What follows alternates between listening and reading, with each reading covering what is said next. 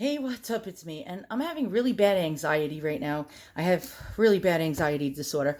And so, what I do when I have bad anxiety is I don't shut up, and it helps me by distracting. So, let's do an eBay unboxing. And yeah, I'm starting to feel like I'm on the verge of a panic attack. And I know I sound dramatic, but I guess I want to share it with somebody. I have nobody in my life that understands and nobody to talk to. So, let's just do this. Okay. So I saw this on eBay, and I like to collect antiques and anything that's old and has a history. And I think I got it for like 25 bucks or something like that. I'll be honest with you. At first, I thought it was going to be real tortoiseshell.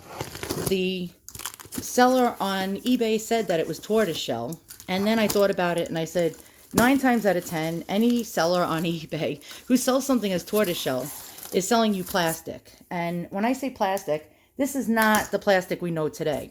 It's a plastic called, well, all different names: celluloid, pyralin, ivorine. Yeah, there's all sorts of different types of plastics that were actually before World War II, and highly combustible, I might add. And yeah, if it gets too hot, any kind of celluloid, it's actually made with some kind of like uh, material, like I think camphor and some other stuff in there that can combust. As a matter of fact, let's start opening this up. Pretty much in the 20s and 30s, when a lot of this was made, if they made like electrical sockets, the part that you plug into the electrical socket, they made a lot of those pieces out of celluloid. Houses would actually go on fire all the time. And that was one. Okay, I got cut off. My daughter was just texting me. And that's what happens when you have a shitty cell phone and you're filming. Okay, I got cut off again because I'm getting texted again. This is what happens again when you have a shitty Samsung phone. When you get texted, it cuts your video off. All right, what was I saying? Oh my God. Maybe my anxiety is worse than I thought. Yeah. Oh yeah, I was talking about things that catch on fire. So pretty much, this Pyralin, also known as celluloid, was made by companies such as Dupont and all these other different kinds of chemical companies, would cause things, fatalities actually as well. And people were, okay, I got cut off again. Jesus Christ. I was saying people were unaware of the combustibility of this product until I think it was outright banned. And I think it's still made, but okay, I got interrupted again. I said I think it's still made in. I think this is the eighth time I got cut off. Oh my God, my daughter's texting me a lot right now. She knows I have anxiety, so she's trying to cheer me up. So this says something, and let's find out what it says. And it doesn't say tortoiseshell. That's for damn sure. All right, so in the pictures, I knew right away that this is most likely pyralin, aka celluloid. And if you look close at it, I mean, it really does look like tortoiseshell. Now, on the bottom, it has a mark. Let's flip this, and let's try to zoom in on it so we can actually see what it says. And of course, we're not going to be able to really see, but it says shell, Dewberry, Pyralin. And DuPont actually made this particular box. And yeah, so DuPont in the 1910s to around the 1930s made this. And DuPont was like a big, giant chemical company, still probably in business today. And so let me just tell you a little bit about pyralin or celluloid. You always learn something from watching one of my videos. Okay, so basically, one of the oldest plastics and first man-made is celluloid. And it was first patented as Park Sign. It was called Parkasine or Park Sign by Alexander Parks in 1862. So you might be surprised to realize that this fake plastic was made in 1862. Now, I never knew that until recently. Now, it grew in popularity because of its ability to easily be molded and carved, and was used in everything from jewelry, billiard balls, men's... And I got cut off again.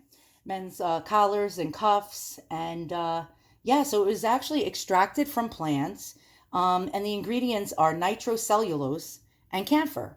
And again, so now they started manufacturing it again in the 1860s, and then a guy by the name of John Hyatt founded the Celluloid Manufacturing Company and several subsidiaries in the 1880s to produce the variety of items. Now, from about the 1910s to the 1930s, their competitor, Dupont, yes, the bastards, pretty much put them out of business and thrived in the celluloid business with their brand Pyralin, which you just saw on the bottom. Now, another company by the name of Arc Ameritet, don't know if I'm pronouncing that right, was a celluloid manufacturing company as well. And they had a line of toiletry products from the 20s to rival DuPont's Pyralin. But that's pretty interesting. So here's the box. And as you can see, it's a jewelry box. And has a beautiful original interior. Now, this particular one was probably made about 1918 to about the like 1923, 1925, right about there. And if you look, it does look a lot like tortoiseshell. You could see through it. It's pretty nicely molded. There you go. And we have this cool streamlined design. And I'm going to show you some ads from the time frame. So that wasn't a bad buy. I mean, for like $25. Now we're not focusing. Come on, focus, enhance, enhance. All right, so I found some interesting things to go over with you guys. 1910, celluloid comb, cause of death. So it talks about the explosion of a celluloid comb yesterday caused the death by fire of Stockdale Snyder of Wilson. He was combing his long gray beard when the accident happened. Before his relatives could respond to the call for aid, the man's clothing was ablaze and death resulted within a few hours, all from a celluloid comb. Okay, so now you know how combustible this is. Now you're supposed to keep this in about 65 degrees. If it gets hot, this can actually go kaboom. Well, I mean, it's rare, but it can happen. And it lets off gases. This is actually letting off gases now as we speak. Quite scary. All right, so here are some ads. 1923 ad. And let's hold it up. Again, you're going to learn something. All right, so you see a lady with a hand mirror made out of Pyralin. He has a jewelry box a lot like mine. Now, the original ones first came out as ivorine.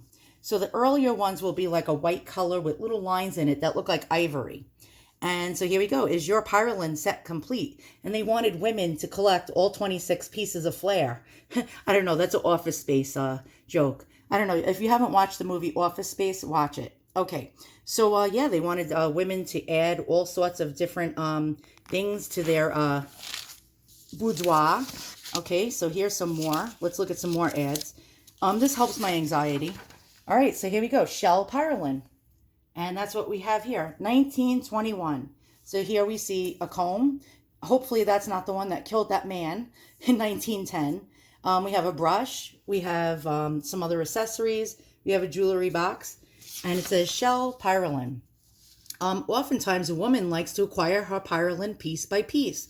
With the passing years, each article recalls some pleasant memory of the day it was added to her set. Her wedding, her anniversary, a birthday, or Christmas. E.I. Dupont. Day, Nemours and Company Incorporated. Sales Department, Pyralin, blah, blah, blah, blah, blah. There we go. Here's an ad from 1918 selling all the different Pyralin pieces. Now, most of these were ivorine, which were the white ones. And you see all sorts of things. We got brushes and combs and salt shakers, and it looks like some kind of tubes. We have vanity sets, even perfume bottles.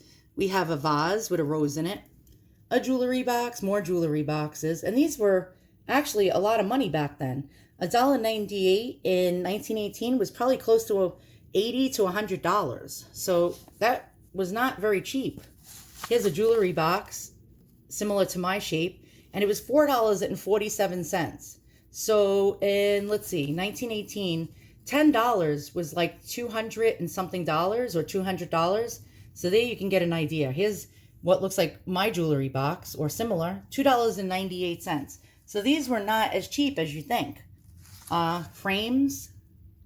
And again, here's some of the prices. $2.25, $1.95, $1.47. A lamp was actually a candlestick was $1.25. All interesting stuff. Here's 1920s, and then you would get, oops, is it upside down? I can't even see. Yeah, it's upside down. Of course it is. All right, and you have these little beauty sets. So they used to have like manicure sets, brush and comb sets that they used to sell. with different designs. That is really interesting. And again, Dupont Pyralin.